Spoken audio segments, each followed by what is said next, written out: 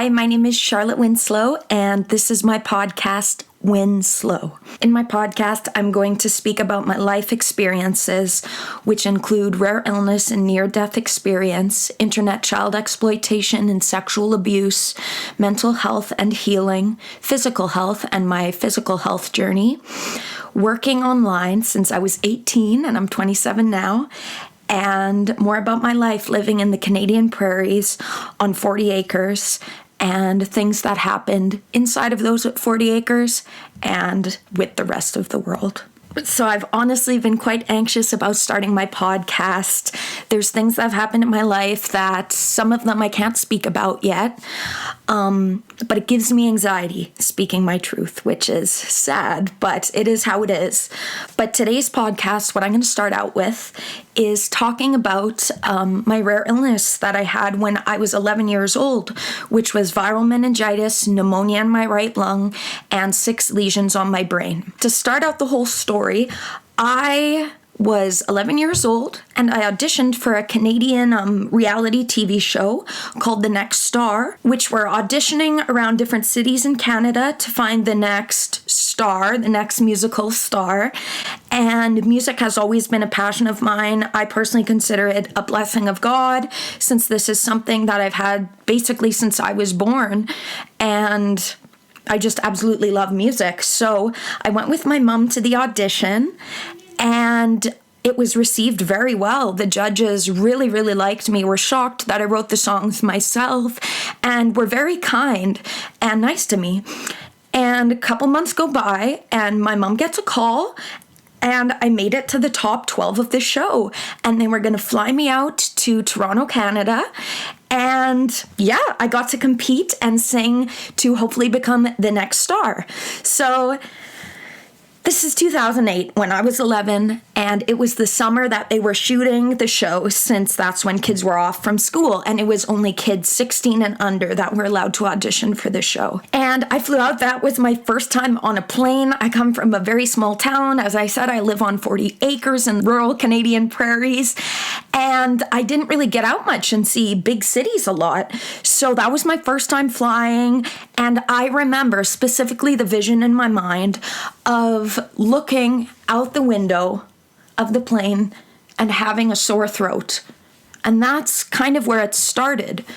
I just had a sore throat and just a bit of a cough. I found out that I had made it to the top 6. I was so excited. I did my performance of You're Beautiful by James Blunt.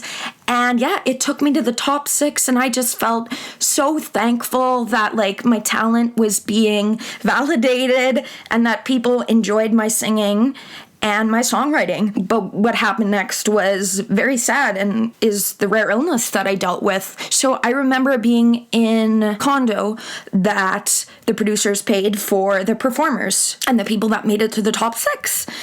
And I remember laying in the bed of that condo, and to the right, there was a black dresser. And I remember feeling so tired and sick, and I looked up at the black dresser and I had double vision, and I remember seeing 2 of the handles to pull when I knew there was only one, and I was seeing double vision of everything.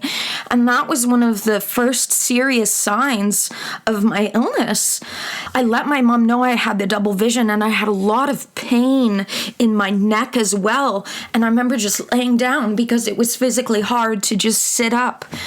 And I stayed in bed rest. My mom was in close communication with the producers, letting them know what had happened. The next serious thing that happened before I was admitted to hospital is it was the middle of the night in the condo, and I was so sick. I remember throwing up, and I remember my mom calling 811 or whatever the number is there for health, and I was throwing up. I was so sick. I still had the double vision, the pain in my neck, and we decided to take me to the hospital. One of the last memories I have is first sitting in the cab, and I actually got a flashback when I was a child at one of my friends' houses of just a slight blurry vision of the street lights, and I knew that it was a memory of me being in the cab on the way to the hospital, and that was quite traumatic for me. And that was my first experience of my life of having traumatic flashbacks. I remember being in the cab, and then the next thing I remember is walking the halls of the hospital, walking to, I guess, emergency or the doctor's room. And then that is when my memory gets very, very foggy. My clearest memory is when I woke up a month later in the hospital, and I remember waking up, opening my eyes, and not sure what was going on. I was quite confused, and I tried to sing. I lost my singing voice, and I no longer could sing on key. And that was terrifying for me because, first of all, I didn't understand what was happening while I was in the hospital, and I didn't understand why my singing voice had gone. And then I remember walking into the bathroom in the hospital in my room. I remember looking in the mirror, and my belly was so bloated because of the medicinal steroids. I found out after it made me gain 30 pounds of fat in a 1 month period. And I remember looking in the mirror and being confused. I thought, am I pregnant?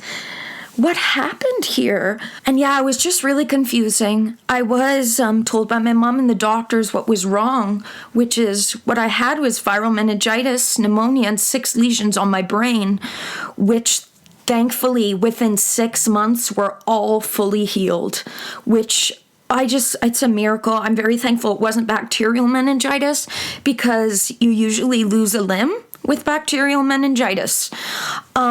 And some other memories that I have from when I was in the hospital, because I was in a coma-like state and my mind was in the state of a child with Down syndrome.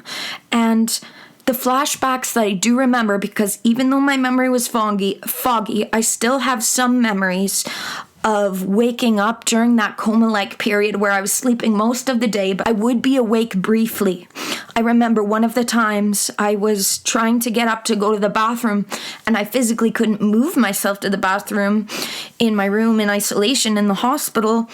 And I ended up peeing myself, and I felt really ashamed, but at the same time, my brain couldn't really grasp it because my mental capacity was not there. Another thing I remember is going into MRIs, and this is when, again, my brain was not at its normal capacity, and I remember crying and being so afraid, and them sticking IVs in my arm. I remember one of them, it was a new nurse, and he put in the IV wrong, and my arm was bleeding, and I remember it was bleeding all over to my shirt. I was so confused. Another thing I remember is playing Pokemon Diamond and Pearl with my sister and watching The Mask. I only remember a brief bit of it, but I have those memories in my head of going in the underground and like going to each other's bases in Pokemon Diamond and Pearl, then just falling back asleep and not having any more memory of that.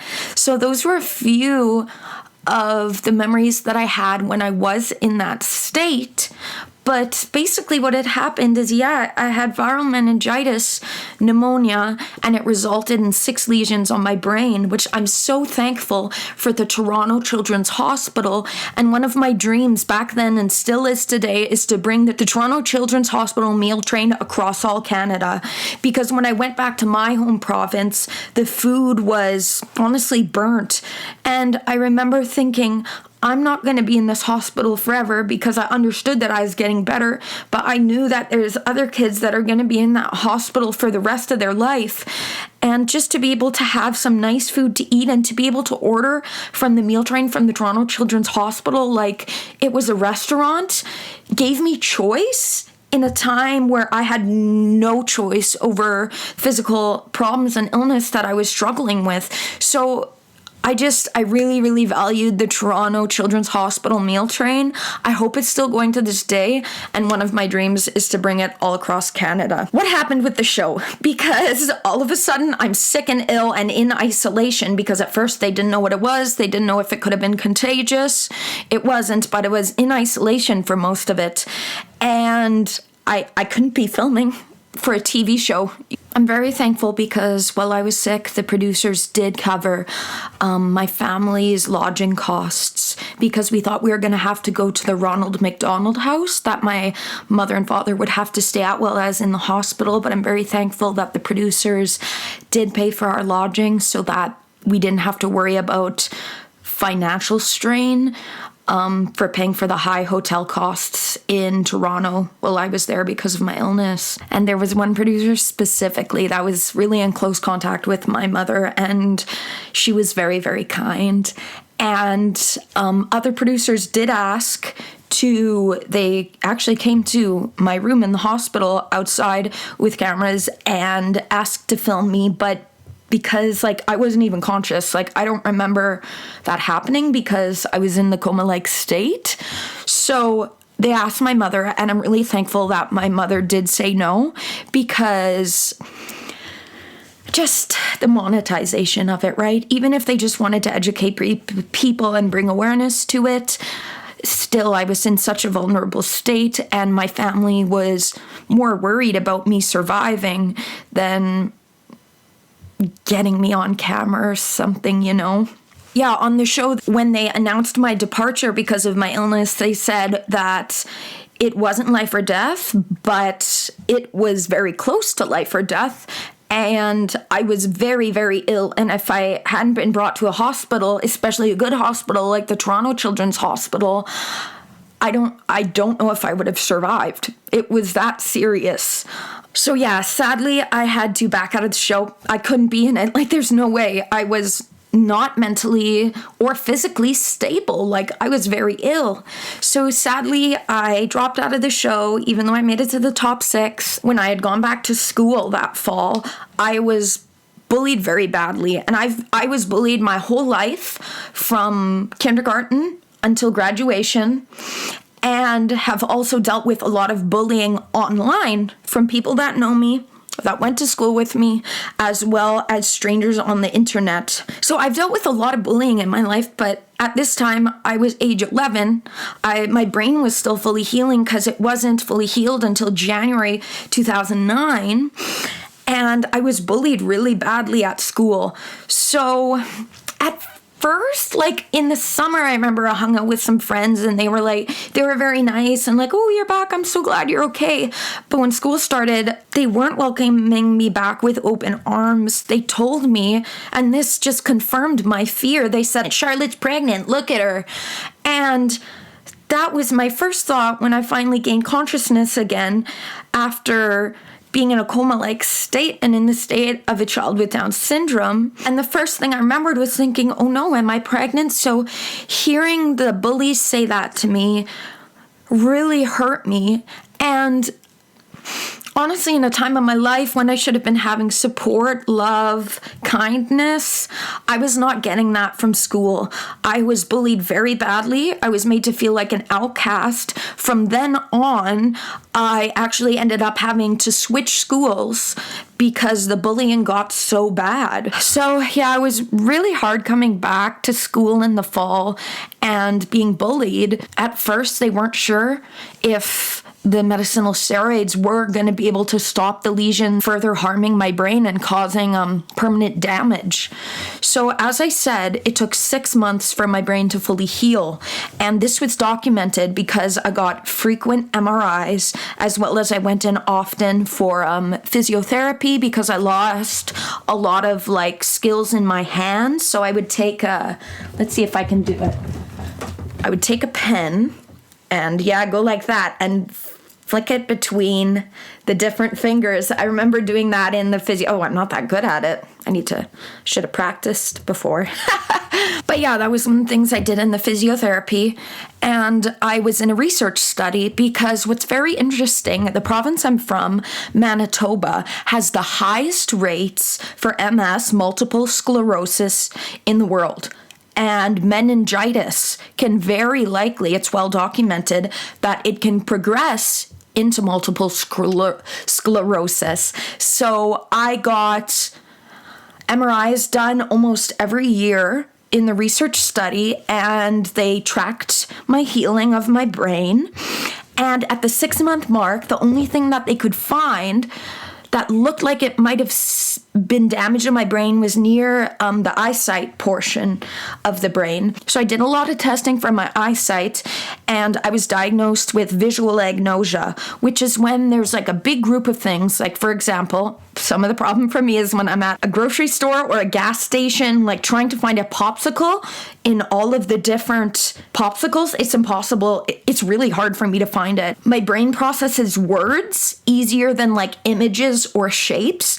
So what I do in grocery stores is I try to read the labels of what it is instead of looking at the actual product, because with visual agnosia my brain won't compute. It will see it, but my brain won't acknowledge that I see it.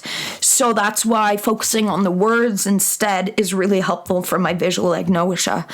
So with all said and done, and now I am so thankful that I fully healed and that the brain lesions fully healed and didn't leave any permanent damage on my brain besides the eye center for my visual agnosia. And I am just so very thankful for my healing, because there's many that don't survive from meningitis. And it's funny, I want to say I didn't know if I was going to survive, but I wasn't coherent during that time. So if I had passed away, in a way, I would have passed away peacefully because I had no concept of what was going on. But I'm so thankful that I didn't, and that I got to continue living my life despite all of the things that have happened to me after the fact, the bullying, the sexual abuse, the child internet exploitation that happened to me. I'm just so thankful I have my life. And that's what I remind myself and just feel very grateful for, that I still get to live in my body. And this is another reason why, and I'll make a whole other podcast about this, but this is why I got into healthy living at age 12 and 13. I gained the 30 pounds in the 1 month period, and all of a sudden my body was different. So that's what propelled me into getting into health and fitness very early in my life. And I'm thankful for that, because it's funny, sometimes I'm like, well, everyone knows how to work out or do stuff. And it's like, no, they don't, Charlotte. You started extremely early in your life, and my dad helped teach me how to weightlift and run, and that helped me feel like I have control over my body, because when you have a severe illness, you have no control over your body. It's up to God and the doctors, So getting into healthy living really helped me. And it was kind of like sticking it to the man, like sticking it to all the bullies that made fun of me. Yeah, so that's about my experience of almost dying from viral meningitis and pneumonia and 6 lesions on my brain. Just like thinking about it now as an adult, it's really a miracle that I fully healed and that I don't have any permanent damage besides my visual agnosia.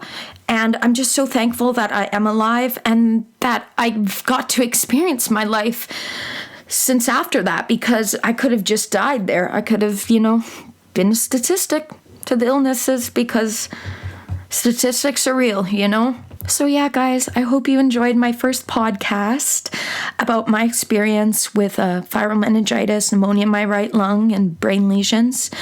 It's funny because I used to, whenever I'd meet anyone, I'd be like, hey, I'm Charlotte.